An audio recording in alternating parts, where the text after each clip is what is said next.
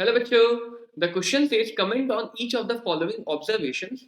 The first observation is the mobilities of the alkali metal ions in aqueous solution are lithium positive less than sodium positive less than potassium positive less than rubidium positive and less than cesium positive. तो आइए बेटा पहले first part को समझते हैं.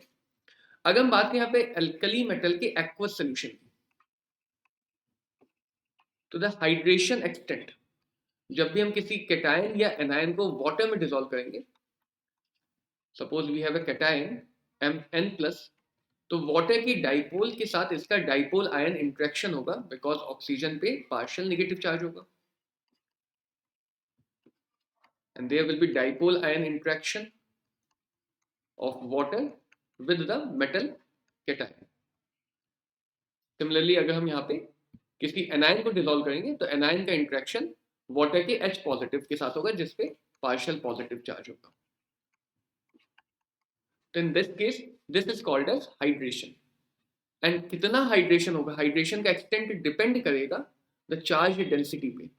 That mean जितना ज्यादा चार्ज होगा वो उतनी इजिली वाटर मॉलिक्यूल को अट्रैक्ट करेगा एंड साथ ही साथ जितना छोटा चार्ज होगा, जितना छोटा केटायन होगा, उसकी चार्ज की डेंसिटी ज्यादा होगी यानी चार्ज की स्ट्रेंथ ज्यादा होगी. इन दैट केस वो और ज्यादा वाटर से हाइड्रेट होगा, वाटर को अटैच करेगा. तो we can say that extent of hydration is directly proportional to charge and inversely proportional to size. छोटा cation ज़्यादा easily hydrate करेगा by attracting more water molecule. Now in this case of size, if we talk about the size in gaseous phase, so down the group size increases, that means lithium plus will be the smallest and the size will keep on increasing up to cesium plus. तो बेटा अगर lithium plus का size छोटा है और इन सब पे charge equal है, so the lithium plus will be most hydrated alkali metal cation. So the extent of hydration will be more for lithium positive, while extent of hydration will be least for cesium positive.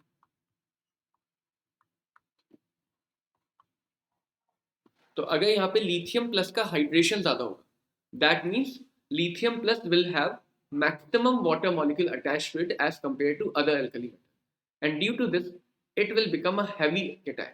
इसका hydration ज़्यादा हो जाएगा, इससे बहुत सारे water molecule जुड़ जाएंगे, तो इसकी मास इंक्रीज हो जाएगा या इसकी हैवीनेस इंक्रीज हो जाएगी. While caesium plus will be light and heavy cation धीरे धीरे मूव करेगा, वाइल लाइट कैटायन ज़्यादा तेजी से मूव कर सकता है in aqueous solution. And that's why we can say that mobility will also be most for cesium and least for lithium positive ion, क्योंकि जितना हल्का केटायन होगा उतनी इजीली वो ट्रेवल कर सकेगा वाटर सोल्यूशन के अंदर. तो we can say also that mobility is inversely proportional to extent of hydration. जिस केटायन का हाइड्रेशन ज्यादा होगा वो हैवी हो जाएगा, उससे ज्यादा वाटर मॉलिक्यूल अटैच हो जाएंगे और ड्यू टू दीज अट्रैक्शन उसका मूव करना मुश्किल हो जाएगा. And that's why the order given of the mobility is from lithium to cesium in increasing order. Now we see the second question part. The second part says lithium is the only alkali metal to form a nitride directly.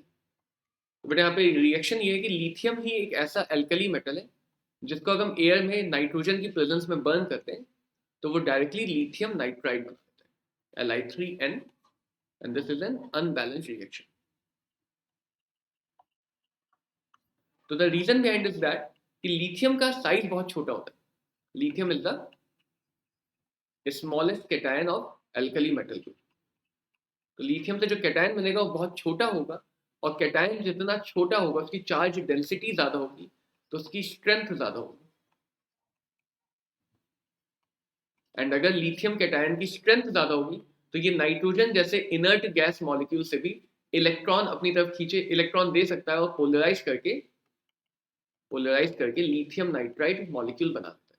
तो due to the small size of lithium it can easily form nitride with nitrogen directly, while other alkali metals are bigger in size and that's why they are unable to form nitride directly.